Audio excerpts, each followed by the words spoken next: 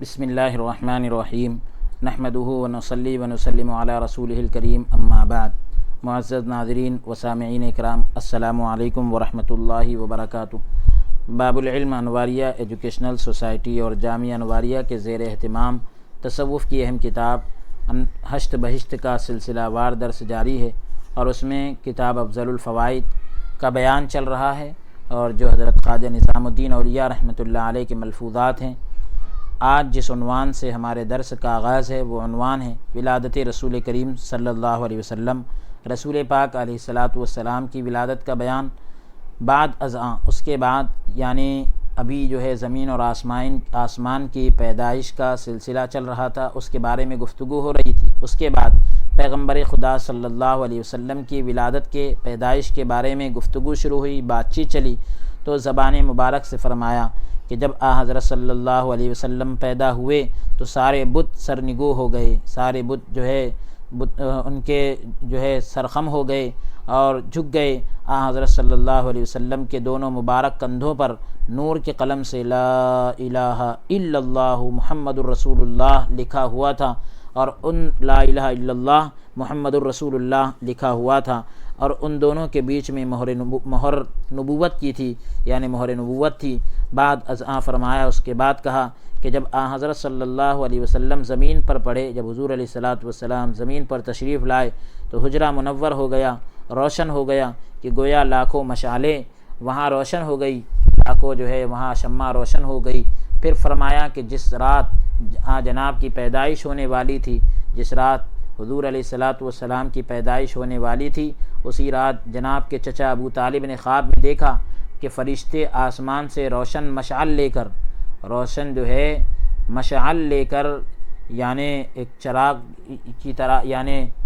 روشنی کا ذریعہ لے کر عبداللہ والد بزرگوار رسول کریم علیہ الصلاۃ والسلام کے گھر آئے ہیں۔ فرشتے جو ہے روشن مشعلیں لے کر جو ہے حضرت عبداللہ کے گھر آئے ہیں، اور قبیلہ قریش کے آدمی اور پڑوسی جن کی قسمت میں اسلام تھا، اس مشعل سے اپنے اپنے چراغ روشن کر رہے ہیں، اس آگ سے جو ہے اپنے اپنے چراغ کو روشن کر رہے ہیں اور اپنے اپنے گھروں میں لے جا رہے ہیں۔ میں نے اپنا چراغ اس مشعل سے روشن کرنے کی بہت کوشش کی، مگر مشعل مجھ سے دور ہٹتی گئی اور میرا چراغ روشن نہ ہوا۔ آخر جب میں بیدار ہوا تو سنا کہ عبداللہ کے یہاں لڑکا پیدا ہوا ہے۔ یہ حضرت ابو طالب نے جو ہے حضور علیہ الصلاۃ والسلام کی پیدائش کی رات جو ہے خواب میں دیکھا۔ یہ حضور علیہ الصلاۃ والسلام کے چچا ہیں۔ پھر خواجہ صاحب نے فرمایا کہ ابو طالب نے جو کچھ ممکن تھا کیا، لیکن چونکہ ان کی قسمت میں اسلام نہ تھا، اس لیے اس نعمت سے محروم رہے۔ بعد ازاں فرمایا، اس کے بعد کہا کہ ابتدا میں جناب رسول علیہ الصلاۃ والسلام نے بہت کوشش کی کہ ابو طالب اسلام لائیں، لیکن چونکہ اللہ تعالیٰ کی مرضی نہ تھی، وہ کوشش بے فائدہ گئی، اس کوشش کا کوئی فائدہ نہ ہوا۔ چنانچہ کہتے ہیں کہ ایک روز جناب کی ملاقات ایک کوچے میں ابو طالب سے ہوئی۔ حضور علیہ الصلاۃ والسلام کی ملاقات ایک گلی کے اندر ابو طالب سے ہو گئی، تو فرمایا کہ اے چچا، آپ ایک مرتبہ میری پیغمبری کا اقرار کر لے، میری پیغمبری کو قبول کر لے، تاکہ قیامت کے دن دوزخ سے آپ کی رہائی کی دلیل میرے پاس ہو جائے، آپ کو جو ہے قیامت کے دن میں دوزخ سے رہا کرا سکوں اور میرے پاس ایک دلیل بن جائے۔ تو ابو طالب نے بہتیری کوشش کی کہ کہے، بہت کوشش کی کہ اقرار کر لے، پیغمبری کو قبول کر لے، لیکن نہ کہہ سکا، اور کہا کہ اے جانے اے اپنے چچا کی جان، میں کلمہ طیب کہنا چاہتا ہوں، کلمہ طیبہ لا الہ الا اللہ محمد الرسول اللہ میں کہنا چاہتا ہوں، تو لاکھوں تالے میرے منہ پر لگ جاتے ہیں، جن کی گرانی کی وجہ سے، جن کی تکلیف کی وجہ سے میں نہیں کہہ سکتا۔ اب اس کے بعد جو ہے بیان ولادت امیر المومنین علی کرم اللہ وجہہ، حضرت سیدنا علی کرم اللہ وجہہ الکریم کی ولادت کا بیان ہے۔ بعد ازاں اس کے بعد جو ہے امیر المومنین علی کرم اللہ وجہہ الکریم کی ولادت کے بارے میں گفتگو شروع ہوئی، بات چیت چلی، تو زبان مبارک سے فرمایا کہ جب جناب پیدا ہوئے، جب حضرت علی رضی اللہ عنہ پیدا ہوئے، تو جناب رسول کریم علیہ الصلاۃ والسلام، جناب رسول کریم صلی اللہ تعالی علیہ وسلم جو ہے گود مبارک میں رسول کریم علیہ السلام کی گود مبارک میں رکھے گئے۔ جب حضرت علی رضی اللہ عنہ پیدا ہوئے تو حضور علیہ السلام کی مبارک گود میں رکھے گئے کہ آپ اپنے دست مبارک سے غسل دیں۔ جب حضرت صلی اللہ علیہ وسلم نے آپ کو غسل دیا اور ابو طالب کی گود میں رکھا تو رو دیے۔ ابو طالب کی گود میں جب رکھا تو رو دیے۔ ابو طالب نے کہا کہ یہ وقت ہنسی کا ہے نہ کہ رونے کا۔ اپنے چچا کی گود میں اپنے چچا زاد بھائی کو جب رکھ دیا تو رو دیے۔ ابو طالب نے کہا کہ یہ وقت تو ہنسی کا ہے، مسکرانے کا ہے، ظاہر سی بات ہے میرے یہاں لڑکا پیدا ہوا ہے، تو یہ خوشی کا سبب ہے، رونے کا تو سب کا وقت نہیں ہے۔ تو فرمایا چچا جان، علی کو پہلا غسل میں نے دیا ہے لیکن آخری غسل مجھے علی دے گا، اس لیے میں روتا ہوں۔ سبحان اللہ۔ یعنی حضور علیہ السلام کے علم غیب کی طرف بھی اشارہ ہو رہا ہے۔ یہ حضور علیہ السلام نے فرمایا کہ چچا جان، علی رضی اللہ عنہ کو پہلا غسل تو میں نے دیا ہے لیکن آخری غسل مجھے حضرت علی رضی اللہ عنہ دیں گے اور مجھے اس لیے رونا آ رہا ہے۔ اس کے بعد خواجہ جنید بغدادی رحمۃ اللہ علیہ کا تذکرہ ہو رہا ہے۔ پھر شیخ جنید بغدادی رحمۃ اللہ علیہ کی بزرگی کے بارے میں گفتگو شروع ہوئی۔ خواجہ نظام الدین اولیاء رحمۃ اللہ علیہ کی دربار میں بات چیت چلی تو زبان مبارک سے فرمایا کہ ایک دفعہ ایک مرتبہ خواجہ جنید رحمۃ اللہ علیہ بغداد میں درگاہ الہی میں یہ کہہ رہے تھے، بغداد کے اندر جو ہے خدا کی بارگاہ میں یہ کہہ رہے تھے کہ کوئی زمانہ وہ بھی تھا کہ مجھ پر اہل آسمان اور اہل زمین روتے تھے۔ ایک زمانہ وہ تھا کہ زمین والے اور آسمان والے مجھ پر روتے تھے، اور پھر بھی وہ زمانہ گزرا کہ میں ان پر روتا تھا، اور پھر وہ بھی زمانہ گزرا کہ میں ان پر روتا تھا۔ پہلے زمین والے آسمان والے مجھ پر روتے تھے میری حالت پر،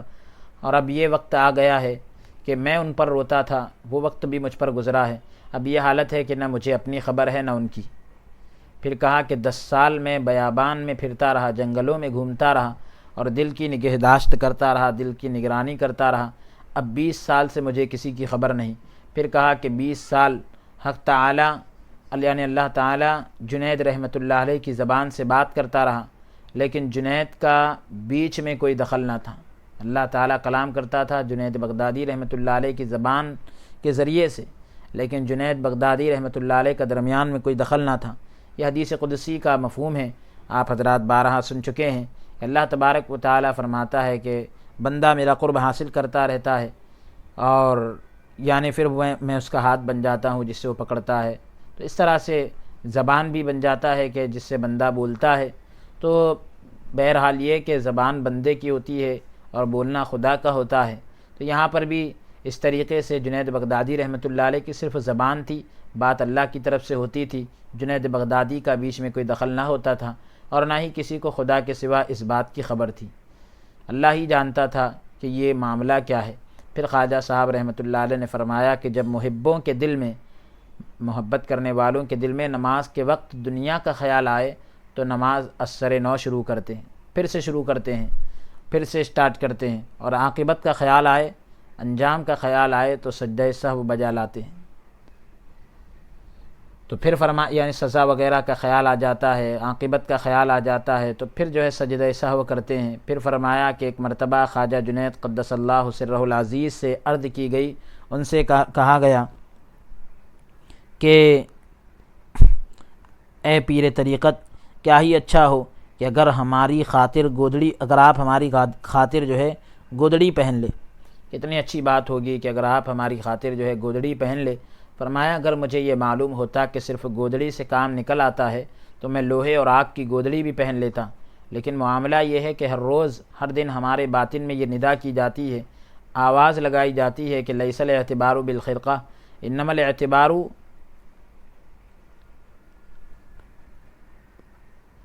لیس الاعتبار بالخرقہ انما الاعتبار بالخرقہ، یعنی یہ کہ خرقے کا کوئی اعتبار نہیں، صرف کام کرنا معتبر ہے۔ یہ لفظ یہاں پر ذکر کیا گیا، بظاہر جو ہے یعنی اس عربی عبارت کے اندر جو ہے یہ کہا جا رہا ہے کہ اعتبار تو خرقے کا نہیں، اس کے بعد یہ انما الاعتبار، اس کے بعد کا جو لفظ ہے وہ کچھ ہمیں موہوم نظر آتا ہے، اس میں کچھ وہم معلوم ہوتا ہے۔ تو بہرحال یہ کہ مفہوم واضح ہے کہ خرقے کا اعتبار نہیں، اصل کام کا اعتبار ہے کہ خرقہ پہن کر اس کا حق ادا کیا جائے۔ اس سے قبل یہ ساری اس کی وضاحتیں گزر چکی ہے۔ بعد ازاں اس کے بعد یہ حکایت بیان فرمائی کہ ایک دفعہ ایک مرتبہ خواجہ ذوالنون مصری رحمۃ اللہ علیہ جو ہے سفر پر جا رہے تھے کہ ایک آدمی نے سامنے سے آ کر سوال کیا کہ محبت کی انتہا بھی ہے یا نہیں؟ فرمایا او جھوٹے، محبت کی کوئی انتہا نہیں۔ اس کے بعد رابعہ بصری رحمۃ اللہ علیہ کا تذکرہ ہو رہا ہے۔ بعد ازاں اس کے بعد جو ہے رابعہ بصری رحمۃ اللہ علیہ کے بارے میں گفتگو شروع ہوئی تو زبان مبارک سے فرمایا کہ جب قیامت کے دن آواز لگے گی، قیامت کے دن جب ندا ہوگی، آواز لگے گی کہ رجال اللہ، خدا کے بندو، خدا کے، یعنی یہ کہا جائے گا اے مرد درویش، تو یہاں مردوں کا لفظ لکھا ہے، خدا کے مردوں یعنی خدا کے نیک بندوں، تو سب سے پہلے رابعہ بصری اس صف میں قدم رکھیں گی۔ جب اعلان ہوگا سب سے پہلے رابعہ بصری جو ہے اس قدم میں اس صف کے اندر اپنا پیر رکھیں گی۔ پھر فرمایا کہ اس زمانے میں اس زمانے میں جو ہے آپ محبت کے کام میں بے مثل تھی، محبت کے کام میں آپ بے مثل تھی، آپ کی کوئی مثال نہیں ملتی۔ چنانچہ خواجہ حسن بصری رحمۃ اللہ علیہ فرماتے ہیں کہ ایک مرتبہ ایک دن اور ایک رات رابعہ بصری کی خدمت میں رہا، رابعہ بصری رحمۃ اللہ علیہ کی خدمت میں رہا اور محبت کے بارے میں گفتگو ہوتی رہی۔ نہ میرے دل میں خیال آیا کہ میں مرد ہوں، نہ ان کے دل میں خیال آیا کہ وہ عورت ہے۔ آخر جب میں اٹھا تو اپنے تئی مفلس اور مخلص پایا، یعنی خود کو جو ہے میں نے محتاج پایا اور انہیں اپنے تئی مفلس اور انہیں مخلص پایا، یعنی خود کو تو جو ہے میں نے محتاج پایا اور ان کو جو ہے مخلص پایا، سچا پایا۔ بعد اس کے بعد خواجہ صاحب نے آپ کے عقیدے اور صدق کے بارے میں یہ حکایت بیان فرمائی کہ ایک روز درگاہ الہی میں خدا کی بارگاہ میں مناجات کر رہی تھی، راز و نیاز کی باتیں ہو رہی تھی کہ اے بار خدایا، یعنی اللہ تبارک و تعالیٰ کی بارگاہ میں کہہ رہی تھی بار خدایا، اگر تو قیامت کے دن مجھے دوزخ میں بھیجے گا تو میں تیری محبت کا ایک بھید یعنی تیری محبت کا ایک راز جو اندر ہے میں اسے بیان کروں گی، جو ابھی چھپا ہوا ہے اس کو میں بیان کروں گی، جس کے سبب دوزخ جو ہے 1000 سال راہ کے برابر مجھ سے دور بھاگ جائے گا۔ دوزخ جو ہے، جہنم جو ہے مجھ سے 1000 سال کے راستے کے برابر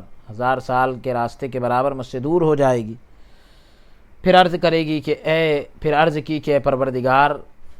اگر حضرت رابعہ بصری نے کہا کہ اگر میں دوزخ کے خوف سے تیری عبادت کرتی ہوں تو مجھے دوزخ میں جلانا، اگر میں دوزخ کے ڈر سے تیری عبادت کرتی ہوں تو مجھے دوزخ کے اندر جلا دینا، اور اگر میں بہشت کی امید پر، جنت کی امید پر تیری پرستش کرتی ہوں، تیری عبادت کرتی ہوں تو اپنا جمال ضرور دکھانا، یعنی تیرا جو جمال ہے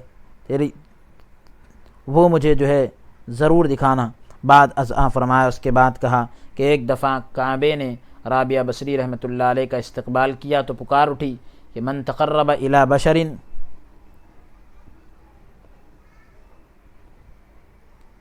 من تقرب الی، یہ ہونا چاہیے من تقرب الی بشرا یا من تقرب الی بشر یقرب اللہ ذراعا، کہ یا یہی زیادہ مناسب معلوم ہوتا ہے کہ جو میری الیہ کا لفظ زیادہ مناسب ہوتا ہے کہ جو میری طرف ایک بالشت بڑھتا ہے میں اس کی طرف ایک گز بڑھتا ہوں۔ یہ اللہ تعالیٰ کی طرف سے جو ہے آواز آئی کہ جو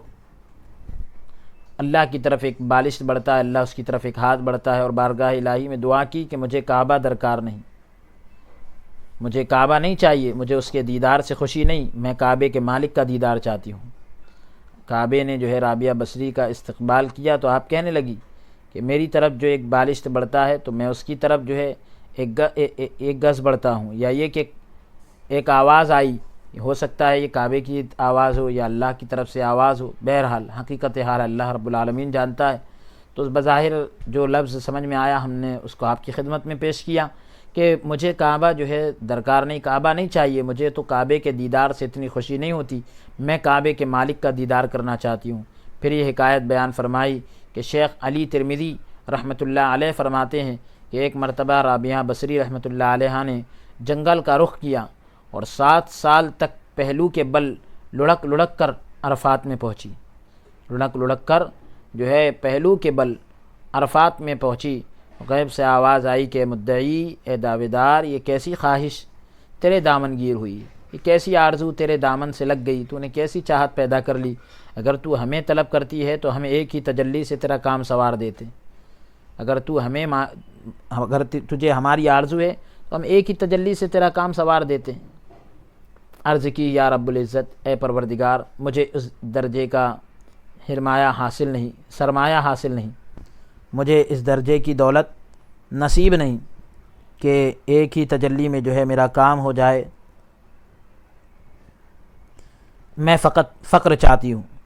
میں یہ کام نہیں چاہتی، میں یہ سرمایہ نہیں چاہتی، میں فقط جو ہے درویشی چاہتی ہوں، فقر چاہتی ہوں۔ آواز آئی کہ رابعہ سر جھکا لے، کیونکہ یہاں پر یہ معاملہ ہے کہ جو لوگ ہمارا وصال چاہتے ہیں، جو لوگ ہم سے ملنا چاہتے ہیں،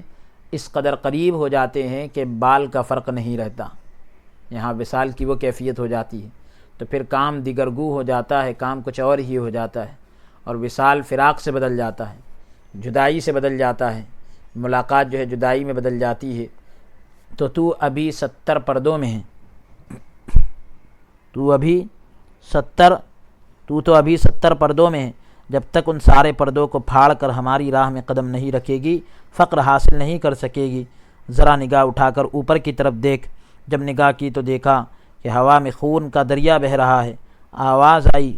جب ہوا میں دیکھا تو خون کی ندی بہہ رہی۔ آواز آئی کہ رابعہ، یہ ہمارے ان ہی عاشقوں کی آنکھوں کا خون ہے جنہوں نے اس راہ میں قدم بڑھایا، اس راستے میں جنہوں نے قدم بڑھایا، وہ ان عاشقوں کا خون ہے۔ اور پہلی ہی منزل میں ایسے فرو ہو گئے، ایسے آگے چلے گئے کہ دونوں جہاں میں ان کا نام و نشان تک نہیں پایا جاتا۔ عرض کی یا رب العزت، اے پروردگار، ان کی ایک صفت مجھے بھی دکھلا، ایک کچھ خوبی مجھے بھی دکھلا دے۔ یہ کہنا ہی تھا کہ آپ کو عورتوں والا خون جاری ہو گیا، اور غیب سے آواز آئی کہ رابعہ، یہ ان کا پہلا مقام ہے۔ عورتوں کو جو خون جاری ہوتا ہے وہ جاری ہو گیا۔ غیب سے آواز آئی کہ رابعہ، یہ پہلا مقام ہے۔ خواجہ صاحب اس بات پر پہنچ کر زار زار روئے، بہت روئے، اور یہ فرمایا کہ 7 سال پہلو کے بل لیٹ کر 2 ڈھیلوں کی زیارت کی خاطر گئی، 2 ڈھیلوں کی زیارت کے لیے گئی، اور جب قریب پہنچی تو وہ بھی اس علت کی وجہ سے نصیب نہ ہوئی۔ یعنی آنکھ کے جو ڈھیلے ہیں ان کو زیارت کرانے کے لیے وہ گئی، جب قریب پہنچی تو وہ بھی اس علت کی وجہ سے نصیب نہ ہوئی، یعنی دیدار جو ہے ان کو نصیب نہ ہوا۔ اتنے میں حسن اعلیٰ سنجری رحمۃ اللہ علیہ اور ندیم خاص خواجہ عزیز بیگ، انہوں نے آ کر جو ہے سر جو ہے زمین پر رکھا۔ خواجہ صاحب غلبات شوق کے غلبے میں جو ہے شوق کے غلبے میں تھے، اس لیے ان پر نہایت شفقت فرمائی۔ تو فرمایا کہ بیٹھ جاؤ۔ جب بیٹھ گئے تو خواجہ عزیز بیگ رحمۃ اللہ علیہ کو فرمایا کہ کوئی غزل پڑھنی چاہیے، اللہ تعالیٰ نے تمہیں وقت پر بھیجا ہے۔ جب خواجہ عزیز نے تیسرے پردے میں غزل گانی شروع کی تو خواجہ عزیز اور حاضرین مجلس پر ایسی رقت طاری ہوئی کہ عقل و فکر میں نہیں آ سکتی، سوچ اور سمجھ میں نہیں آ سکتی کہ خواجہ صاحب اور برادرم حسن کو، میرے بھائی حسن کو خاص جامہ، خاص جو ہے لباست عنایت فرمایا۔ وہ دن بہت ہی باراحت تھا، بہت ہی آرام دہ تھا کہ سعادت پر سعادت سے مشرف ہوئے تھے۔ وہ غزل جو خواجہ عزیز نے پڑھی یہ ہے: گر پردہ برکشائی از آں روئے در بہشت، روشن شود بر اہل نظر حال خوب یعنی یہ فارسی کی جو ہے غزل پڑھی۔ اور بہرحال یہ کہ اس میں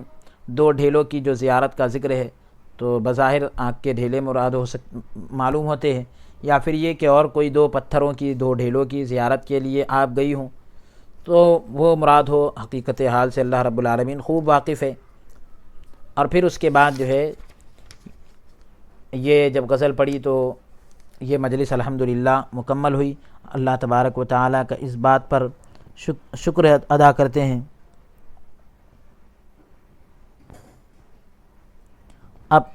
سورہ مزمل کی فضیلت کے بارے میں، در فضیلت سورہ مزمل۔ اتوار کے دن 20ویں ماہ سفر کو، سفر کے مہینے کی 20 تاریخ کو پائے بوسی کا شرف حاصل ہوا، قدم کو چومنے کا موقع نصیب ہوا۔ تو امام زاہدی کی تفسیر پاس میں رکھی تھی، اور سورہ مزمل کی فضیلت کے بارے میں گفتگو ہو رہی تھی، بات چیت چل رہی تھی۔ تو زبان مبارک سے فرمایا کہ امام شافعی رحمۃ اللہ علیہ امیر المومنین علی رضی اللہ تعالیٰ عنہ سے اور جناب حضرت رسالت پناہ صلی اللہ علیہ وسلم سے روایت فرماتے ہیں، نقل کرتے ہیں کہ حضرت صلی اللہ علیہ وسلم 27ویں ماہ رمضان المبارک کو، رمضان المبارک کی 27 تاریخ کو مسجد مدینہ میں، مدینہ شریف کی مسجد میں جو ہے مسجد نبوی شریف میں ماں صاحب بیٹھے تھے، اپنے ساتھ صحابہ کرام کے ساتھ بیٹھے تھے، اور گزشتہ پیغمبروں کی حکایات واقعات جو ہے بیان فرما رہے تھے کہ جبرائیل اور میکائیل، یہ دونوں حضرت جبرائیل علیہ السلام اور میکائیل علیہ السلام ماں 24,000 مقرب فرشتوں کے، یعنی 24,000 قریبی مقرب فرشتوں کے ساتھ جو ہے جو عرش کے گردا گرد رہتے ہیں، ایسے 24,000 فرشتوں کے ساتھ سورہ مزمل کو ریشمی کاغذ پر قلم نور سے، نور کے قلم سے لکھا ہوا لے کر آئے، جبرائیل علیہ السلام اور میکائیل علیہ السلام لے کر آئے۔ حضرت صلی اللہ علیہ وسلم نے اٹھ کر بڑی تعظیم و تکریم سے ہاتھ میں لے کر بوسہ دیا، چوم لیا، اور سر پر رکھی، وہ جو ہے ریشمی کاغذ پر جو نور کے قلم سے لکھی ہوئی سورہ مزمل جو ہے سر پر رکھی، اور پوچھا کہ بھائی جبرائیل علیہ السلام سے کہا کہ جبرائیل، فرمان الہی کیا ہے، خدا کا فرمان کیا ہے؟ عرض کی کہ اللہ تعالیٰ نے فرمایا کہ اگر میں اس سورت کو پہلے پیغمبروں کے عہد میں بھیجتا، پہلے پیغمبروں کے زمانے میں اگر میں اس کو بھیجتا تو اس کی برکت سے ان میں سے ایک بھی گنہگار نہ ہوتا، اور اس کی برکت سے میں سب کو بخش دیتا،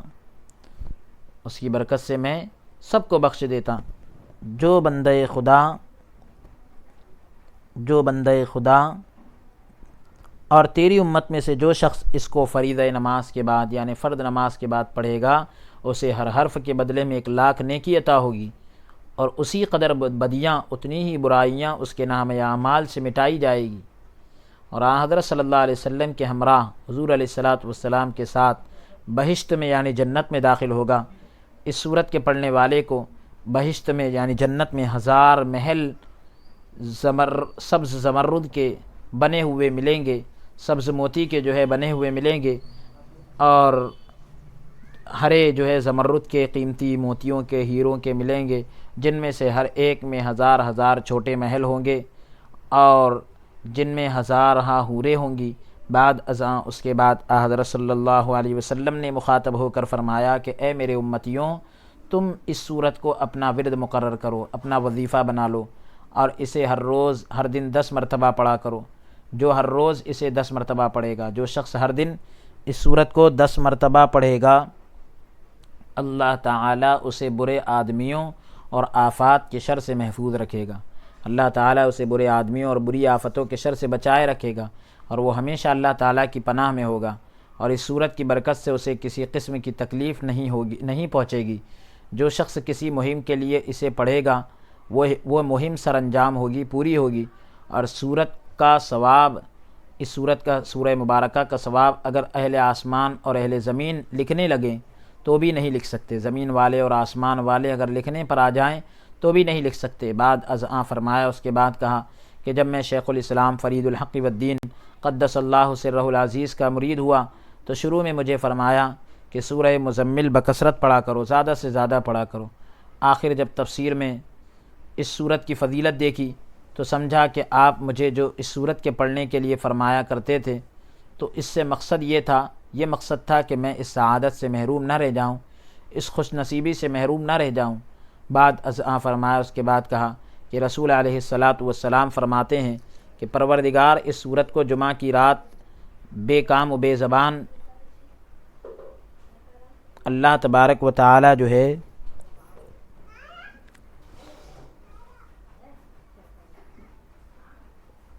پروردگار اس سورت کو جمعہ کی رات بے کام و بے زبان پڑھتا ہے، بس جو شخص اس رات اس سورت کو پڑھے گویا وہ حق تعالی سے ہم کلام ہوتا ہے۔ اللہ تبارک و تعالی جو ہے اپنے یعنی جہاں زبان وغیرہ کا یہاں پر یہ آیا بے زبان پڑھتا ہے، یعنی اللہ تبارک و تعالی اپنی خاص شان کے مطابق پڑھتا ہے۔ تو یا یہ کہ اور جو آدمی اس رات جو ہے اس سورت کو پڑھتا ہے تو گویا وہ حق تعالیٰ سے ہم کلام ہوتا ہے، اللہ تعالیٰ سے کلام کرتا ہے۔ تو یہ جو ہے رمضان المبارک کی جو ہے 27 تاریخ کا جو ہے ذکر ہے۔ بعد از آں فرمایا، اس کے بعد کہا کہ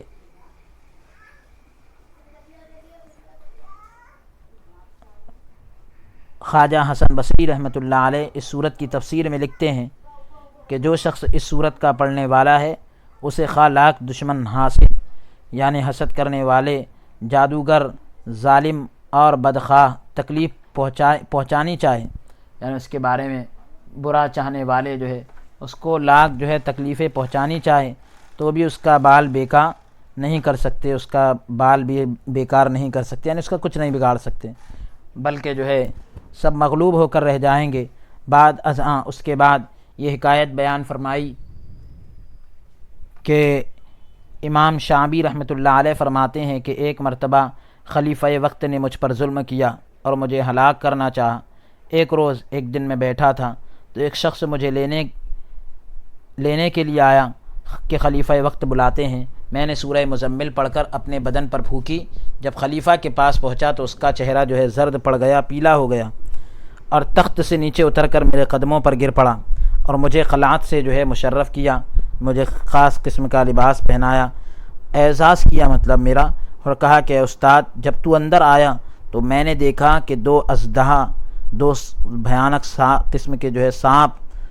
منہ کھولے تیرے پہلوؤں سے نمودار ہوئے ہیں، ظاہر ہوئے تیرے پہلو سے، اور کہتے ہیں کہ خلیفہ شعبی کو چھوڑ دو تو بہتر ہے، ورنہ حکم الہی سے تجھے پارا پارا کر دیں گے، خدا کے حکم سے تجھے ختم کر دیں گے۔ مجھے یہ بتاؤ کہ یہ کرامت کہاں سے نصیب ہوئی؟ تو میں نے کہا سورہ مزمل کے پڑھنے سے اللہ تعالیٰ نے مجھے یہ درجہ عنایت فرمایا ہے۔ پھر خلیفہ نے اس سورت کو ہر روز پڑھنا شروع کیا۔ تو جو بادشاہ خراج نہیں دیا کرتے تھے، ٹیکس وغیرہ نہیں دیتے تھے اور سرکش تھے، سب یعنی یہ کہ سب کے سب جو ہے اس کے مطیع اور فرمانبردار ہو گئے، باج گزار اور مطیع ہو گئے، یعنی سب جو ہے اس کے فرمانبردار اور اطاعت کرنے والے ہو گئے۔ بعد از فرمایا اس کے بعد کہا کہ امام مفضل رحمۃ اللہ علیہ نے اس سورت کے 6 فائدے لکھے ہیں، اس سورہ مبارکہ کے 6 فائدے لکھے ہیں۔ اول یہ کہ جو اس سورت کو متواتر پڑھے گا، مسلسل پڑھے گا، وہ ہمیشہ اللہ تعالیٰ کی پناہ میں، اللہ کی حفاظت میں رہے گا اور کوئی مصیبت اس کے نزدیک نہیں بھٹکے گی، اور دینی اور دنیاوی آفات سے محفوظ رہے گا، اور بادشاہوں اور بزرگوں کی نظر میں عزیز ہوگا، پیارا ہوگا۔ پہلا فائدہ یہ۔ دوسرے یہ کہ جو شخص اس سورت کو دن کے وقت یا رات کے وقت ایک مرتبہ پڑھے گا، اللہ تعالیٰ فرشتوں کو فرمائے گا کہ گواہ رہنا میں اس بندے کو بخشتا ہوں اور اپنا ولی بناتا ہوں اور تمام دشمنوں پر اسے مظفر اور منصور بناتا ہوں، یعنی تمام دشمنوں پر اسے کامیابی عطا کرتا ہوں۔ تیسرے یہ کہ جو شخص اس سورت کو پڑھے گا اور پتھر پر دم کرے گا تو عجب نہیں کہ وہ سونا بن جائے، یعنی اس میں کوئی تعجب کی بات نہیں کہ وہ سونا بن جائے۔ بعد از آں فرمایا کہ اس کے بعد جو ہے اسی موقع کے مناسب یہ حکایت بھی بیان فرمائی کہ ایک دفعہ یہ واقعہ بتلایا کہ ایک مرتبہ شیخ عبداللہ مبارک رحمۃ اللہ علیہ کو کسی خطا کے بدلے میں، کسی غلطی کے بدلے بغداد میں قید کر دیا گیا۔ مدت بعد ایک زمانے کے بعد جب خلیفہ کے روبرو، خلیفہ کے سامنے لائے گئے تو خلیفہ نے کہا کہ اگر تو واقعی درویش ہے تو جو پتھر تیرے روبرو پڑا ہے، تیرے سامنے پڑا ہے، وہ دعا کر کے یہ جو ہے سونے کا ہو جائے، پھر میں تجھے رہا کر دوں گا، آزاد کر دوں گا۔ آپ نے کہیں تفسیر میں لکھا دیکھا تھا، فوراً جو ہے سورہ مزمل پڑھ کر پتھر پر پھونک ماری یعنی آپ نے یہ جو ہے دیکھا ہوگا تفسیر میں کہ ہو سکتا ہے کہ کسی چیز پر جو ہے پتھر پر دم کیا جائے تو وہ سونا بھی بن سکتا ہے۔ اسی وقت جو ہے سورہ مزمل پڑھ کر پتھر پر پھونک ماری، جو فرمان الہی سے خدا کے حکم سے سونا بن گیا وہ پتھر۔ تو خلیفہ یہ کرامت دیکھ کر تائب ہوا، توبہ کی، اور پھر خواجہ صاحب نے زبان مبارک سے فرمایا کہ شیخ صاحب جو محبوس رہے، قید رہے، تو اس کی وجہ یہی تھی کہ خلیفہ آپ کے سبب، آپ کی وجہ سے تائب ہو، آپ کی وجہ سے خلیفہ کو توبہ کا موقع ملے، اسی وجہ سے آپ قید میں رہے۔ بعد ازاں فرمایا، اس کے بعد کہا کہ چوتھے، یعنی سورہ مزمل کے فائدے بتلا رہے ہیں، چوتھے یہ کہ جو اس سورت کو پڑھے گا اور اپنے پاس رکھے گا اس پر کوئی مصیبت نازل نہ ہوگی، اور لوگوں اور درگاہ الہی میں معزز ہوگا، خدا کی بارگاہ میں اس کو عزت ملے گی۔ پانچواں فائدہ، اس سورت کے پڑھنے والے پر زہر اور جادو کا اثر نہیں ہوگا اور تمام بلاؤں سے امن میں رہے گا۔ چھٹے، جو شخص اس کو بہتے پانی پر پڑھے گا اللہ تعالیٰ کے حکم سے وہ پانی پر کھڑا ہو جائے گا، اور اگر پہاڑ پر دم کرے گا تو وہ پہاڑ ٹکڑے ٹکڑے ہو جائے گا، اور اگر مردے پر پڑھ کر دم کرے گا تو فرمان الہی سے، خدا کے فرمان سے وہ زندہ ہو جائے گا، خدا کے حکم سے۔ اگر قیدیوں کی رہائی کے لیے پڑھے گا تو قیدی قید سے رہا ہو جائے گا، آزاد ہو جائے گا۔ بعد ازاں فرمایا، اس کے بعد کہا کہ مولانا بدرالدین اسحاق علیہ الرحمہ یہ حکایت بیان فرماتے ہیں کہ میں اور شیخ الاسلام، ایک مرتبہ میں اور شیخ الاسلام فرید الحق والدین قدس اللہ سرہ العزیز سفر کرتے ہوئے دریا کے کنارے پہنچے، جہاں دریا عبور کرنے کے لیے، دریا پار کرنے کے لیے کشتی موجود نہ تھی، کشتی اویلیبل نہیں تھی۔ تو شیخ صاحب نے فرمایا کہ میری اور اپنی نالین ہاتھ میں پکڑے، میری بھی نالین یعنی جوتیاں، اور اپنی جوتیاں بھی جو ہے پکڑ لے۔ تو جب ہم پانی کے قریب پہنچے تو فرمایا کہ آنکھیں بند کرو۔ جب میں نے آنکھیں بند کی تو ہم پانی سے گزر گئے، دریا پار کر گئے۔ آپ کی ہیبت مجھ پر طاری ہوئی، وجہ نہ پوچھ سکا کہ کیسے پار ہوئی۔ جب ایک منزل پر پہنچے تو عمدہ موقع پا کر، اچھا موقع پا کر میں نے جو ہے اس حالت کی بابت عرض کی، اس حالت کے بارے میں پوچھ لیا کہ بھئی آپ نے دریا کیسے پار کروا دیا؟ تو فرمایا کہ میں نے سورہ مزمل پڑھی تھی اور اپنے پر اور تجھ پر، میں نے خود پر بھی اور تجھ پر بھی دم کی تھی تو راستہ بن گیا، پڑھ کر پھونک دیا تو راستہ بن گیا۔ پھر یہ حکایت بیان فرمائی کہ شیخ سلیمان سمرقندی بڑے بزرگ تھے، آپ کو حجاج بن یوسف نے ایک مرتبہ قید کر دیا اور سر سے پاؤں تک آہنی زنجیروں میں جکڑ دیا،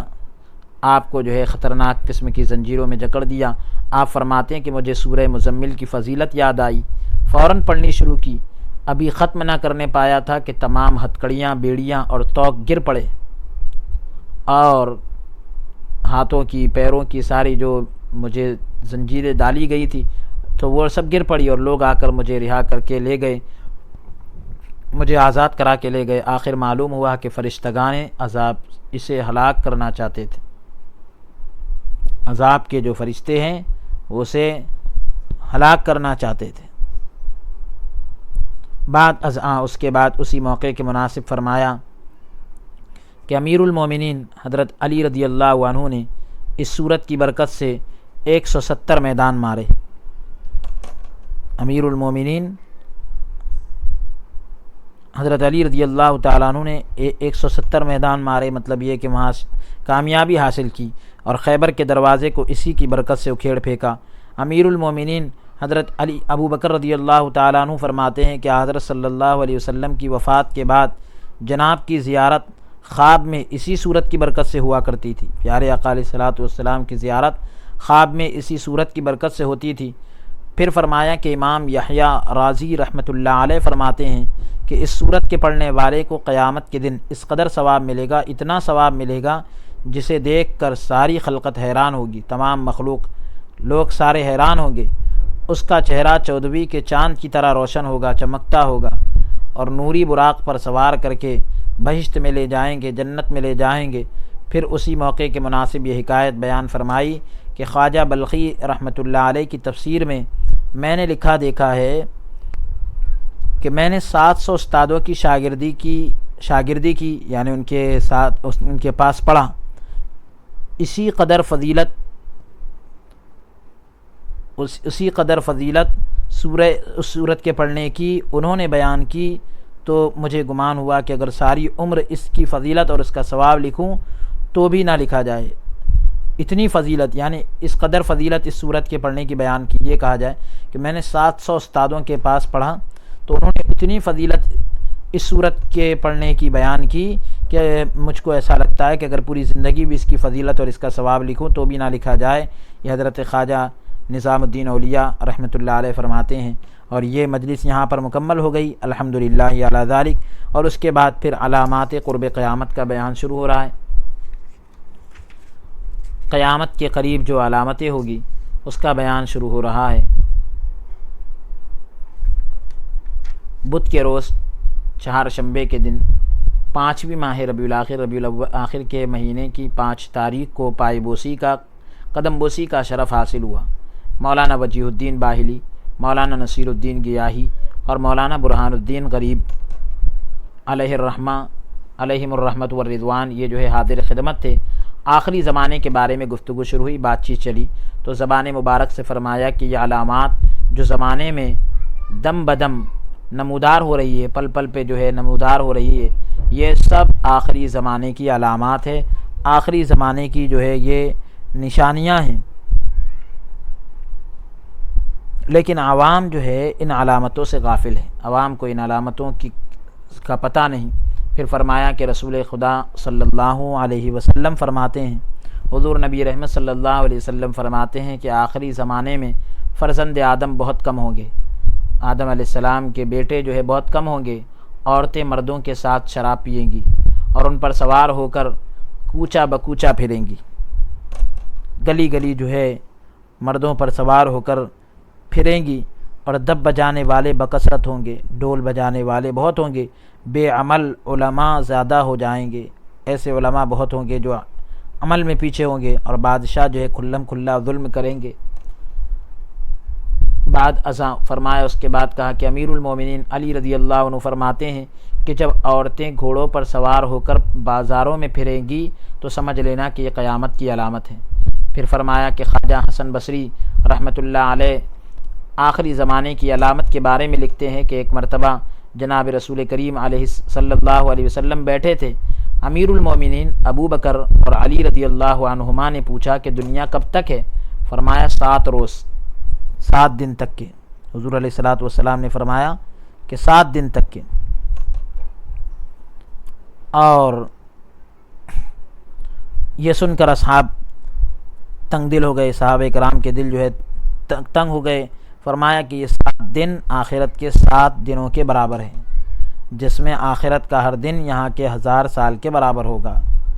بعد ازاں اس کے بعد خواجہ صاحب نے فرمایا کہ رسول اللہ صلی اللہ علیہ وسلم فرماتے ہیں کہ میری امت کی ناخوش زندگانی میری وفات کے بعد ہوگی، یعنی ابھی تو بہت خوشی والی زندگی ہے، میری وفات کے بعد والی زندگی ان کی غمگین ہوگی۔ ان میں سے اسی کی زندگی خوش ہوگی جو دنیا سے قطع تعلق کرے گا۔ ابھی تو بہت اچھی زندگی لوگوں کی گزر رہی، لیکن میری وفات کے بعد صرف اسی کی زندگی اچھی گزرے گی کہ جو دنیا سے قطع تعلق کرے گا، دنیا سے تعلق توڑ لے گا۔ بعد ازاں اس کے بعد زبان مبارک سے فرمایا کہ امیر المومنین علی رضی اللہ عنہ فرماتے ہیں کہ جناب رسول کریم صلی اللہ علیہ وسلم کی وفات کے آپ کے پردہ کرنے کے 600 سال بعد فتنے برپا ہوں گے،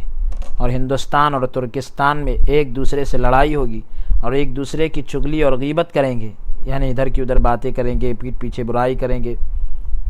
بعد ازاں اس کے بعد خواجہ صاحب نے آپ دیدہ ہو کر آنکھوں میں آنسو بھر کر فرمایا کہ رسول کریم صلی اللہ علیہ وسلم فرماتے ہیں کہ آخری زمانے میں عالم تو بہت ہوں گے لیکن برکت کم ہوگی، اور درویشوں کو بیت المال سے کچھ نہ ملے گا،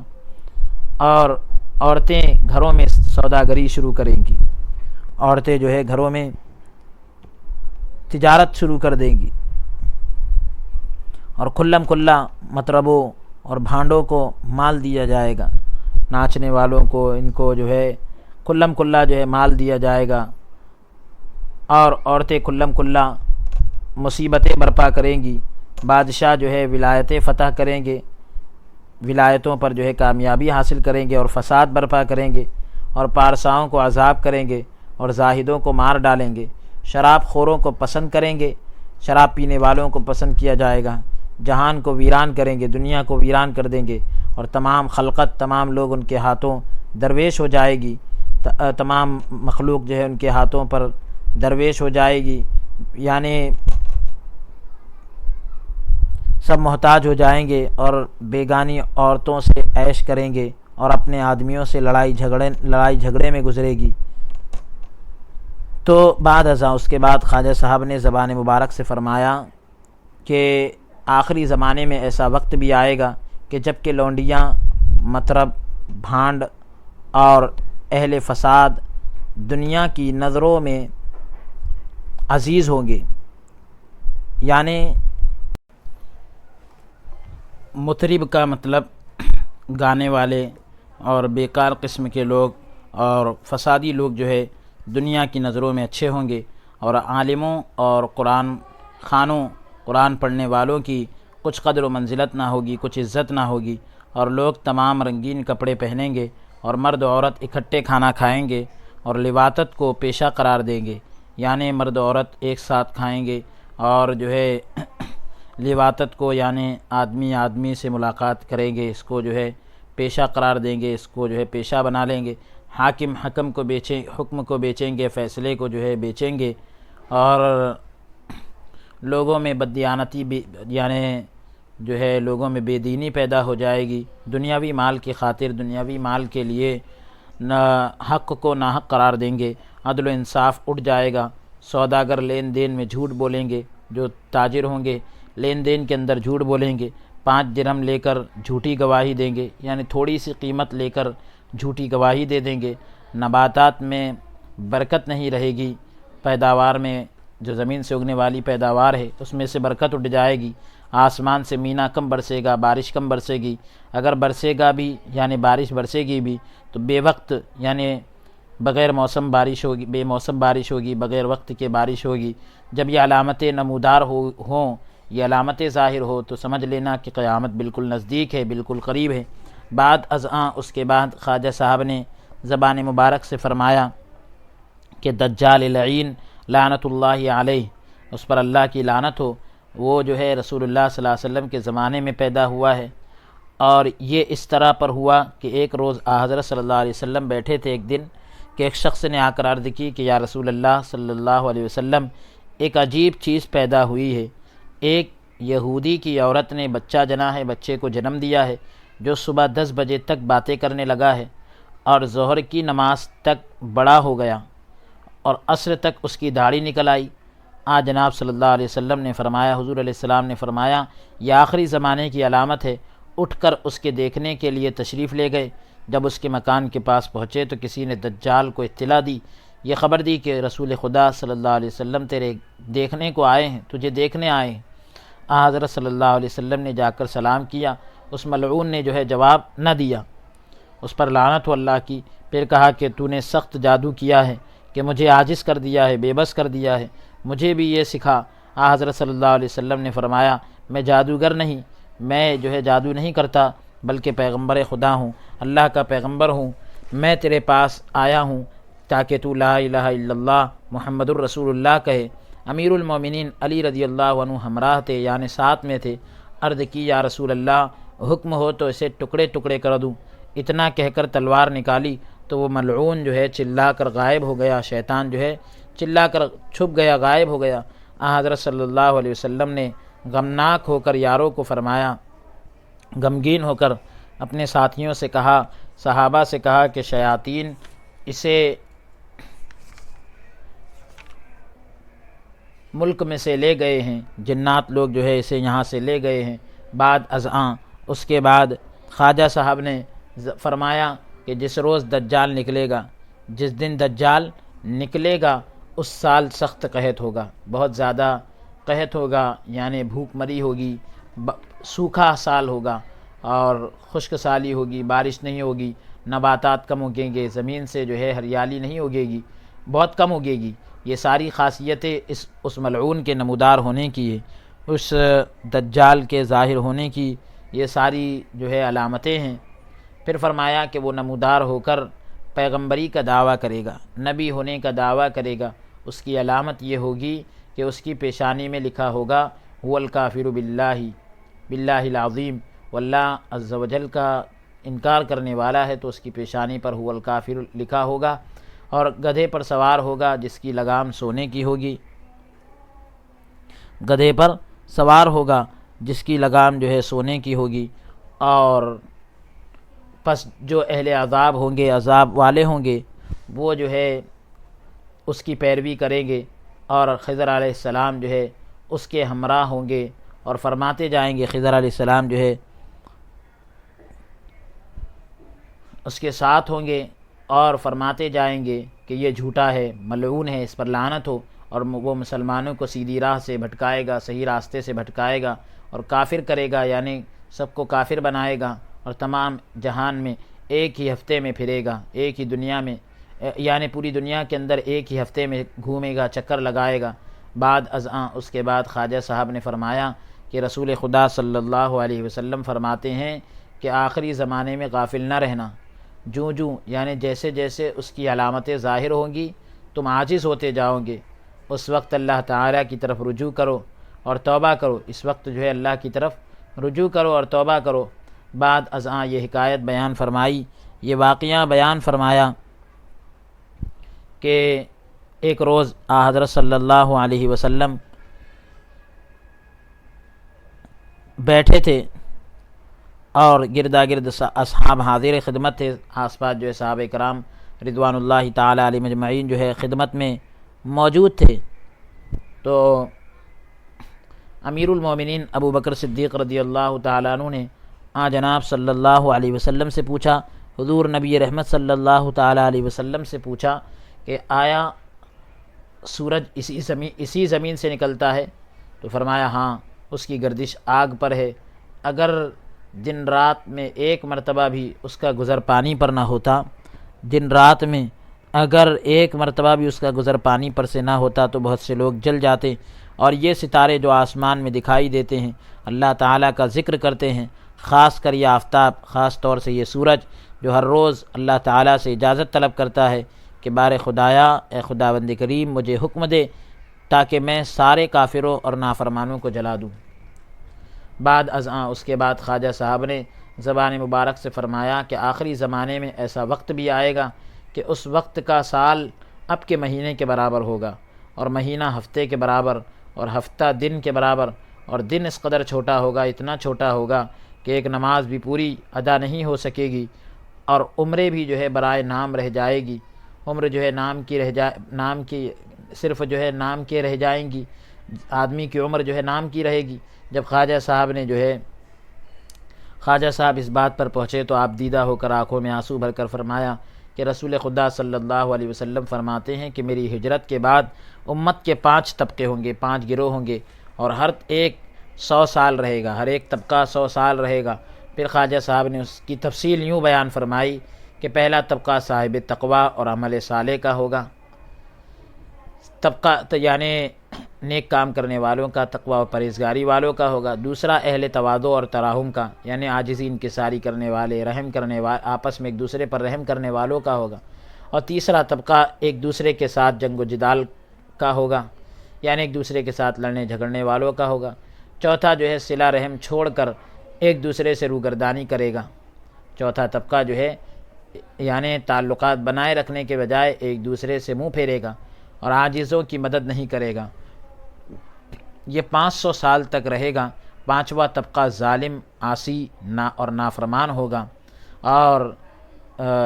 یعنی گنہگار ہوگا، نافرمان ہوگا۔ بعد ازاں اس کے بعد خواجہ صاحب نے فرمایا کہ جب 700 سال گزر چکیں گے، گزر جائیں گے تو زلزلے بہت آئیں گے، باعمل علماء فوت ہو جائیں گے، ایسے علماء جو عمل والے ہوں گے وہ فوت ہو جائیں گے، امر بالمعروف اور نہی عن المنکر یکساں ہو جائیں گے، بھلائی کا حکم کرنا، برائی سے روکنا دونوں برابر ہو جائیں گے۔ کوچہ بکوچہ خوریزیاں ہوں گی، گلی گلی جو ہے خون ہوگا، قتل و غارت گری ہوگی۔ یہ کام جو ہے 720 سال تک ہوگا، یہ کام 720 سال تک ہوگا۔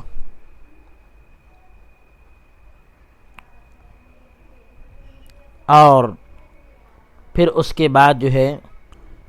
حیوانات کی کثرت ہوگی، جانور بہت زیادہ ہوں گے، اور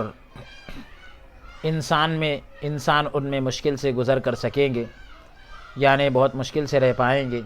زمین کی پیداوار کم ہوگی، زراعت یعنی کھیتی وغیرہ، کاشتکاری مختلف آفتوں کے سبب، مختلف مصیبتوں کی وجہ سے برباد ہو جائے گی، مسلمانی نہیں رہے گی، لوگ ایک دوسرے کی غیبت اور بدگوئی کریں گے، برائی کریں گے اور برے کام کریں گے، بے شرمی بڑھ جائے گی، بے گناہ مسلمان قتل کیے جائیں گے، دنیاوی مال کی طمع سے مسلمان لڑے گا، دنیاوی مال کی لالچ میں جو ہے مسلمان سے لڑے گا، اور فساد برپا ہوگا، فساد مچ جائے گا، مشائخ جو ہے ناحق قتل ہوں گے، بزرگوں کو ناحق مارا جائے گا، برکت اٹھ جائے گی۔ یہ کام 730 سال تک ہوگا۔ پھر جنگلی جو ہے درندے، جنگل میں رہنے والے درندے جو ہے شہروں میں آ گھسیں گے، شیر، چیتے، بھیڑیے وغیرہ، اور روز روشن میں مسلمانوں کے بچوں کو لے جائیں گے، مطلب دن کے اجالے میں مسلمانوں کے بچوں کو لے جائیں گے۔ امرا اور بادشاہ جو ہے ظالم ہو جائیں گے، اور ان کے ظلم سے شہر برباد ہو جائیں گے، اور مسلمانوں کو بری طرح قتل کریں گے، شہروں میں اسلام بہت کم رہ جائے گا، بے عمل علماء بہت ہوں گے، علماء تو ہوں گے لیکن عمل کرنے والے نہیں ہوں گے، عمل سے پیدل ہوں گے۔ اس زمانے میں جو فساد برپا ہوگا وہ علماء بے عمل اور مشائخ کی زیادتی کی وجہ سے ہوگا، مشائخ کی زیادتی کی وجہ سے ہوگا، اور شہر کا جدا جدا بادشاہ ہوگا، ہر شہر کا الگ الگ بادشاہ ہوگا۔ شہروں میں اسلام اور مسلمانوں کی حالت بہت ردی ہو جائے گی، خراب ہو جائے گی،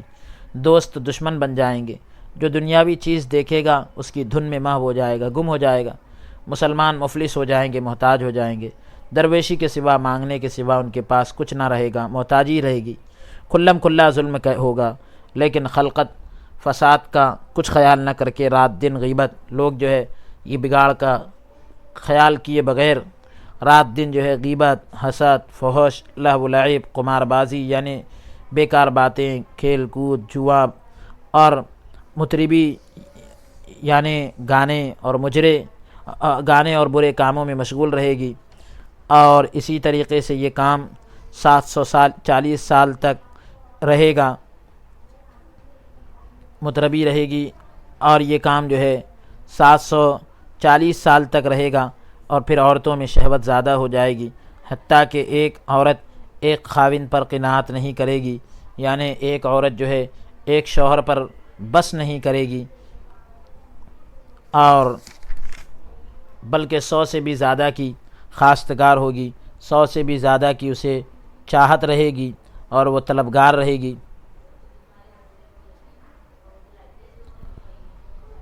اور عورتیں بے شرم ہو جائیں گی، اور گلی اور بازاروں میں فساد برپا کرتی پھریں گی، اور مرد جو ہے مردوں کی خاطر ایک دوسرے کو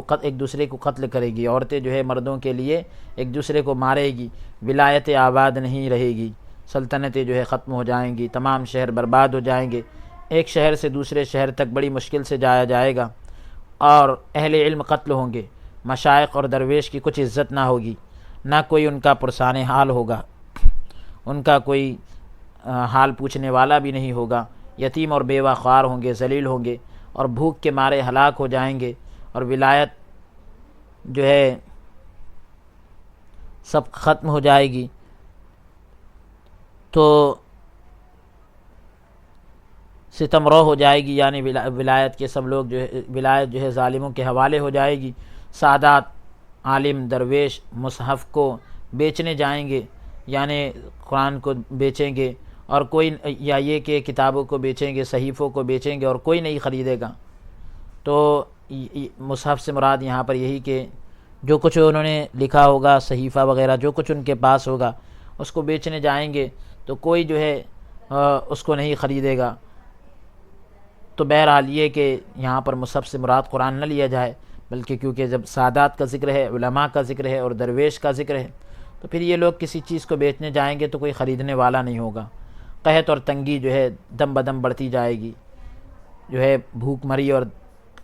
یعنی خشک سالی جو ہے دم بدم بڑھتی جائے گی، شراب خوروں کی کثرت ہوگی، شراب پینے والے شراب خوری اور بدافعالی کو، برے کاموں کو، شراب پینے کو، برے کاموں کو لوگ فخر سمجھیں گے، اہل فساد اور مسخروں کی عزت ہوگی، یعنی مذاق کرنے والوں، مذاق اڑانے والوں کی اور فساد برپا کرنے والوں کی بہت عزت ہوگی، اہل صلاح بے عزت ہوگی، اصلاح کرنے والوں کی عزت نہیں ہوگی، بلکہ ان کو ذلیل کیا جائے گا، دوستی زبانی ہوگی، صرف زبان سے ہوگی، مسلمان بغیر ہاتھ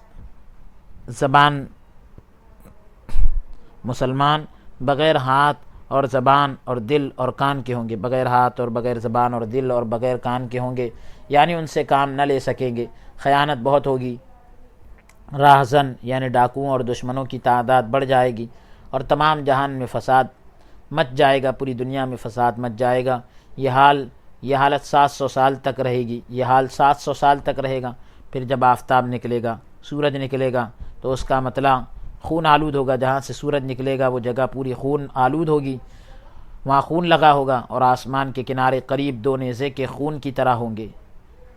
2 نیزے کے برابر آسمان کے جو کنارے ہوں گے وہ خون کے جیسے ہو جائیں گے۔ اس روز، اس دن 3 دن تک آفتاب کے مطلع میں خون رہے گا، جہاں سے سورج نکلتا ہے وہاں خون رہے گا۔ اسی روز، اسی دن آدھے جن اور انسان مر جائیں گے، ہوا سخت چلے گی، بہت ہوا چلے گی، مرگ زیادہ ہوگی یعنی موت زیادہ ہوگی، طوفان آئیں گے، شہروں میں آگ لگ جائے گی۔ یہ حالت 760 سال تک رہے گی۔ پھر بارش ہوگی جس کے قطرے مرغی کے انڈوں کے برابر ہوں گے، ایک بوند جو ہے مرغی کے انڈے کے برابر ہوگی۔ اس سال کئی ہزار مویشی، کئی ہزار جانور اور کھیتیاں برباد ہوگی۔ یہ حالت 717 سال تک رہے گی۔ پھر قرآن شریف اٹھا لیا جائے گا اور آفتاب مغرب سے نکلے گا، سورج مغرب سے نکلے گا، توبہ کا دروازہ بند ہو جائے گا۔ جس روز آفتاب یعنی جس دن سورج مغرب سے نکلے گا تو جو ہے توبہ کا دروازہ بند ہو جائے گا، زوال تک جو ہے بے قرار رہے گا، سورج جو ہے بے قرار رہے گا، بے چین رہے گا، پھر اسی طرح غروب ہو جائے گا، ڈوب جائے گا۔ یہ حالت 780 سال تک رہے گی۔ پھر دجال لعین، شیطان مردود جو ہے نمودار ہوگا، دجال ملعون جو ہے نمودار ہوگا، جس کی پیشانی میں ایمان کا نقش ہوگا، مومن ہوگا جس کی پیشانی میں ایمان، یعنی یہ دجال کی کیفیت نہیں بتلا رہے، بلکہ یہ کہ جس آدمی کی پیشانی میں ایمان کا نقش ہوگا مومن ہوگا، ایمان کا نقش جس کی پیشانی میں ہوگا وہی مومن ہوگا، اور جو منافق ہوگا اس کی پیشانی میں کفر کی علامت ہوگی۔ نعوذ باللہ منہا، ہم اللہ تبارک و تعالیٰ کی اس بات سے پناہ طلب کرتے ہیں۔ جب